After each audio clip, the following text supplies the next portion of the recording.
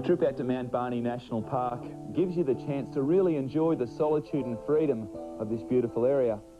Now, as Martin pointed out earlier, Mount Barney's got some great camping facilities, but what it's also got is some wonderful classic Queensland-style accommodation for your comfort when you drop in on this very scenic part of the Great Southeast. Mount Barney National Park is just south of Rathdowney, about 2 hours southwest of Brisbane on the Mount Lindsay Highway. The mountain itself has special significance to the Ugamba Aborigines, and it's also a favourite destination for many bushwalkers and naturalists. The first ascent of the mountain took place on a chilly August morning back in 1828. Captain Logan, Alan Cunningham and Charles Fraser set out to climb Mount Barney. Now, only Logan would successfully reach the top. The other two, Cunningham and Fraser, couldn't go the distance. It's just a bit too tough. Now, if explorers like Alan Cunningham couldn't make it to the top, then I'm not even going to try. But someone who has done the climb more times than he cares to remember is John Larkin, the owner of Mount Barney Lodge. John, apart from bushwalking, what else can you get up to out here? I think most of the people who come out here just simply sit back and relax on the verandas. Some of them are bird watchers, some of them are the bushwalkers and just do short walks. You don't have to do the mountain. There is a lot of other walks that you can do. John and Jenny Larkin have been working on their Mount Barney country retreat for the past 7 years, and over that time have renovated all the accommodation buildings. Well, we have 4 buildings. We have 2 homesteads, the original Hargrave homestead. Then we have this new lovely homestead here, which is Boolamoola. Both of those are upmarket accommodation. Then we have the budget price cabins over there. Yeah. One's the Forester's Hut, which is ex-forestry barracks, and Henry's Hut, named after Henry Thompson.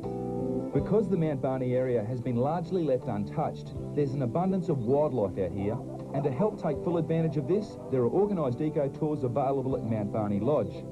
The tours are run by Rhonda Green, who encourages visitors of all ages to gain a better understanding of the natural inhabitants of this area in southeast Queensland. Now, what can we expect to see out here? Righto, well, for one, quite a lot of birds, like the brush wattlebird and the eastern spinebill up in the Banksias just here. Okay, what's that one up there?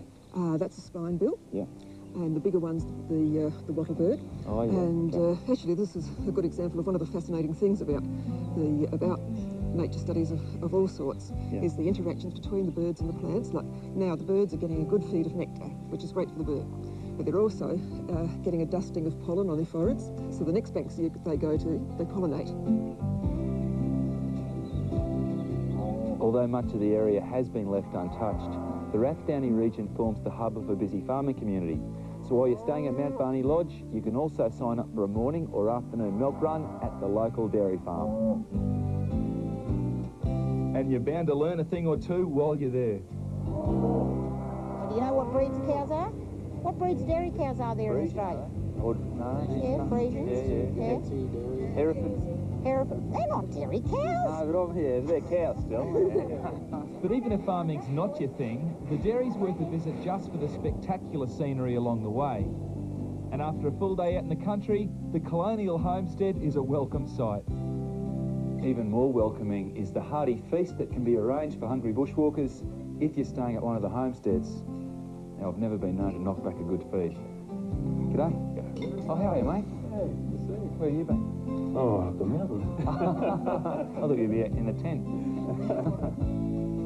Mount Barney Lodge is the ultimate self-catering country retreat, and depending on the degree of luxury required, you can choose to stay at either one of the Colonial Homesteads, starting at $100 per night for up to 5 people, or the self-contained cabins starting at $60 per night.